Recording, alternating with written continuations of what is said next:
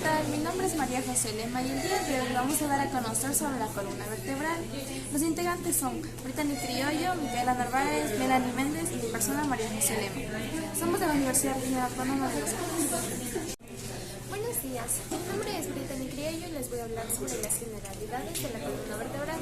La columna vertebral, también conocida como espina dorsal y columna espinal, es la que protege a los nervios, vasos sanguíneos, tejidos conectivos, es decir, todo lo que va por la médula espinal.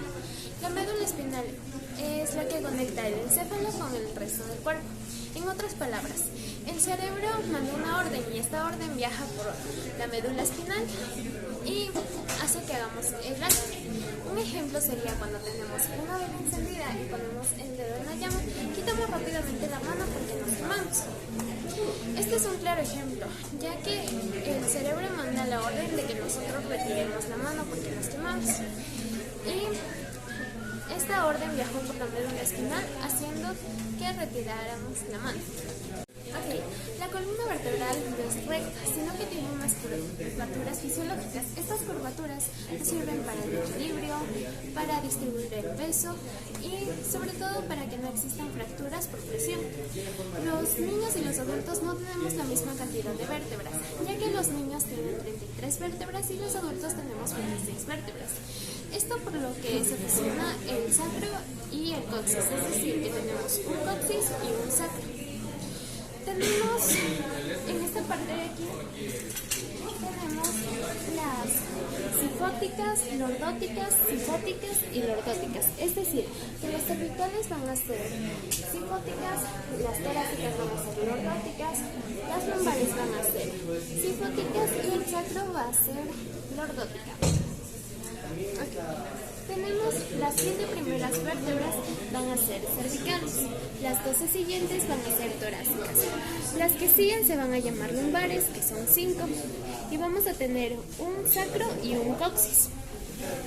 En los niños varía esto, ya que el sacro tiene 5 vértebras y el coxis tiene 4. Esta parte es la que hace que los niños tengan 33 vértebras y los adultos 26 vértebras. Los niños, desde que son fetos, es decir, bebés de brazos, su columna vertebral es como la de una C, es cóncava.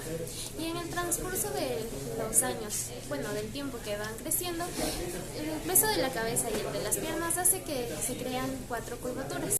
Las curvaturas son sifóticas, estas de las cervicales, pero cuando la vemos en una vista posterior, es cóncava. Y si la vemos en una vista anterior, va a ser sifótica pero convexa.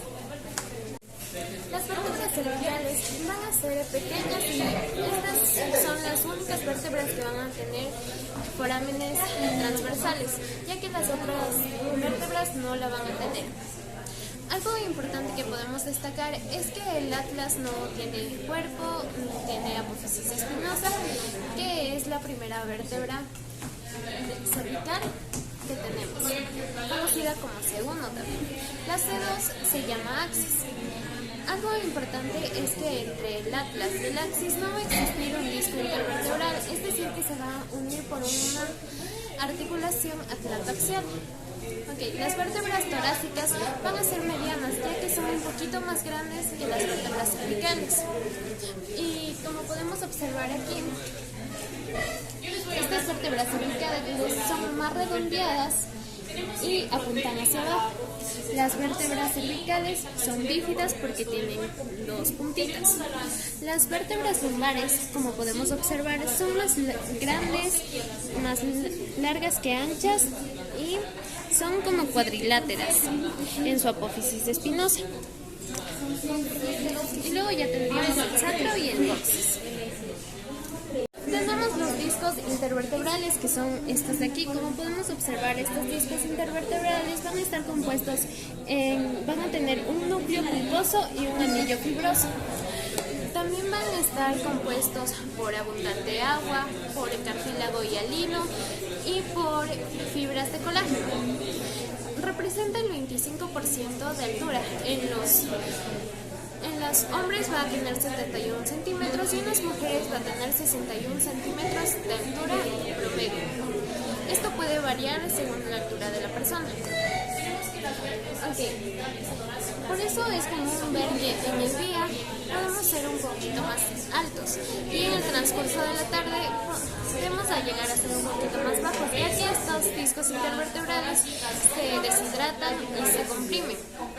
Pero en la noche, mientras descansamos, estos discos intervertebrales hacen su remodelación ósea y se vuelven a hidratar. Cuando tenemos aproximadamente unos 65 años, es común que las personas vayan bajando de estatura, ya que estos discos intervertebrales pierden su capacidad de remodelación ósea y esto hace que estas personas ya no bajen de estatura. Como podemos observar, aquí tenemos una vértebra lumbar.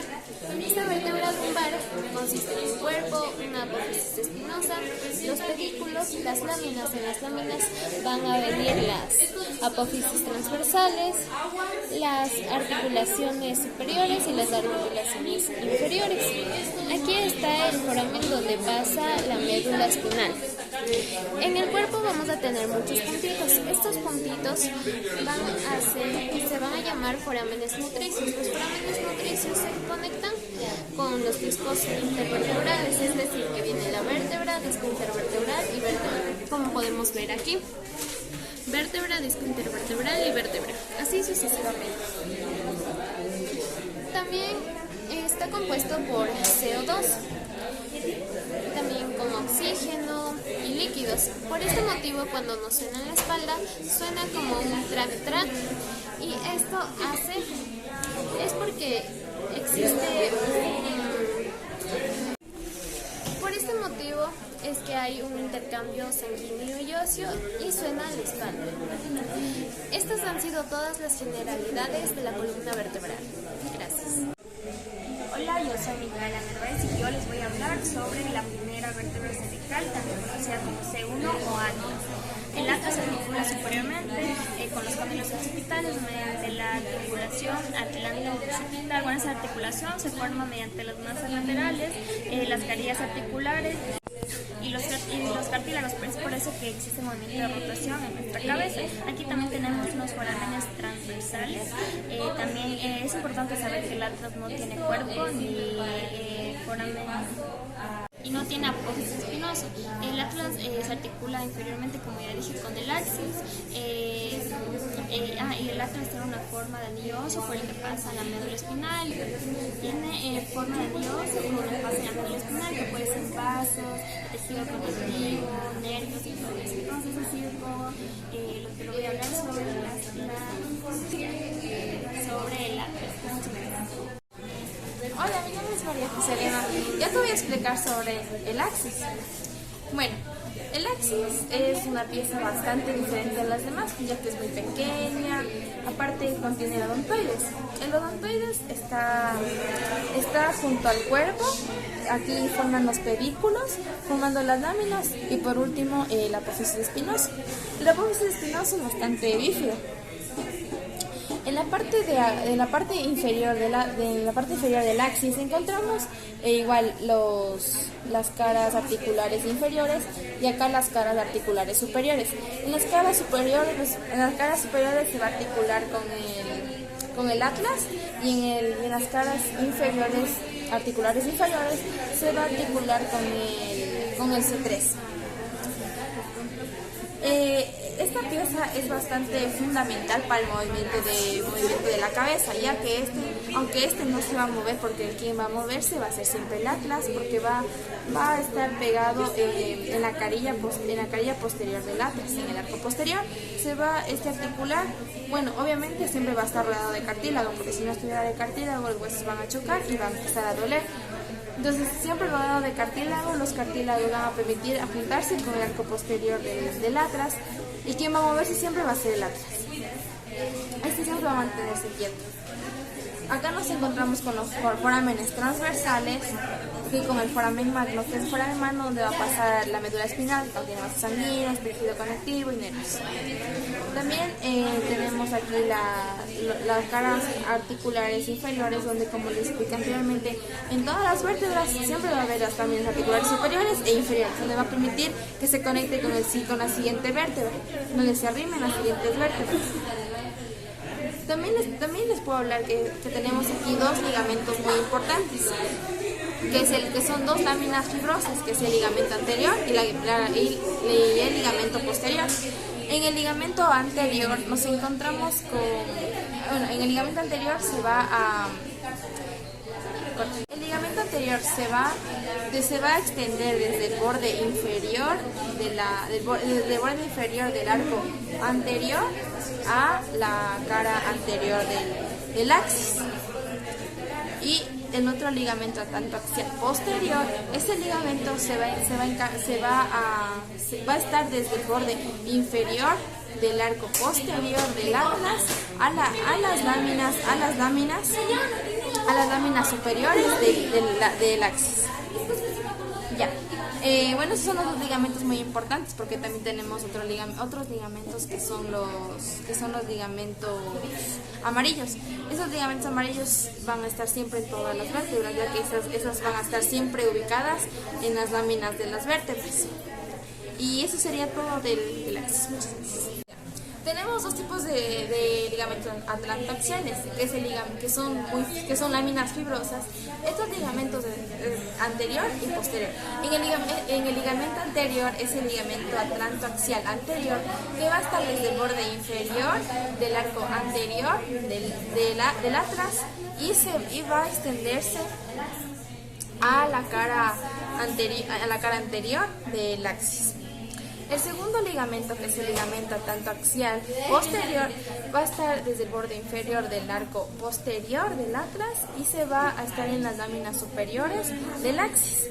También existe otro tipo de ligamentos, que son los ligamentos que comúnmente están en todas las vértebras, que son los ligamentos amarillos. Esos ligamentos amarillos van a estar ubicados siempre en las láminas y va a permitir que existan bastantes articulaciones entre cada vértebra y que conecte con el anillo que les conecta a cada vértebra. Muchas gracias.